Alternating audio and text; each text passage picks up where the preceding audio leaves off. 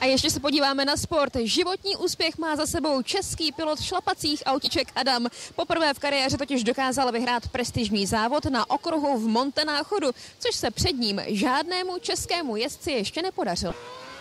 V oblíbenosti předmětů u řady školáků už léta vítězí tělocvik. Ten poslední před prázdninami si proto většina z nich obzvlášť užila. Například v jedné z libereckých základních škol ho pojali ve stylu Harryho Pottera.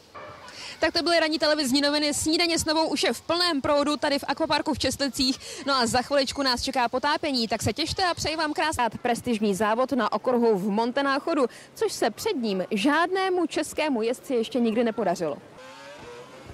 V oblíbenosti předmětů u řady školáků už léta vítězí tělocvik. Ten poslední před prázdninami si někteří obzvláště užili. Například v jedné z libereckých základních škol ho pojali ve stylu Harryho Pottera. Tak a to byly pro dnešek poslední ranní televizní noviny. Snídaně s Novou ale dále pokračuje a mě už nezbývá, než vám popřát krásný den a hlavně veselé prázdniny.